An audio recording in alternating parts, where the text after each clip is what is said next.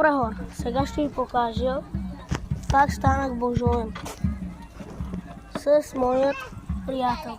Аз го запознах с Бога, като променя двама човека, не той и още един.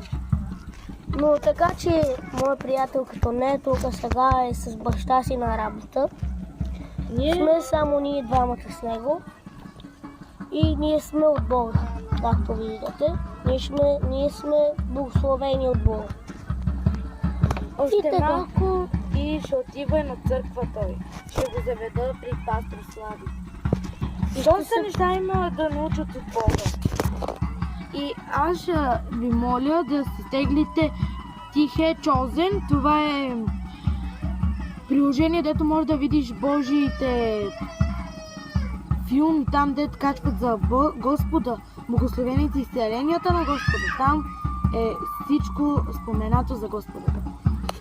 И също така искаме да си правим някъде къща с него.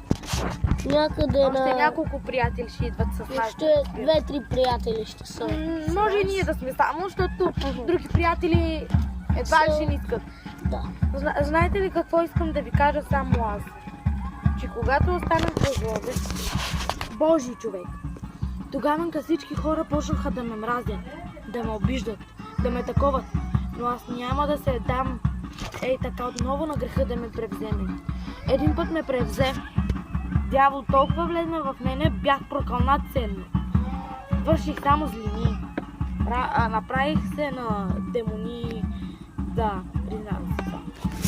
Бях там, до демоните.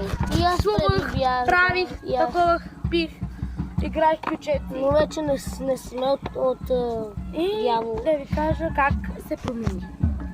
Един ден моите приятели ми казаха, други приятели, преди да се скарам с тях, разбира се, те ми казаха, защо не идваш на нашата църква? Ама аз знаех, че отвътре ми казваше да отивам там. Отидох, испанците първо ми изцелиха гърлото, защото аз говорих така, нещо си такова.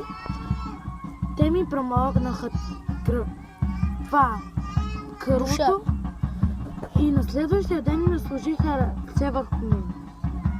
Когато сложиха ръце върху мене, почувствах такова помазание.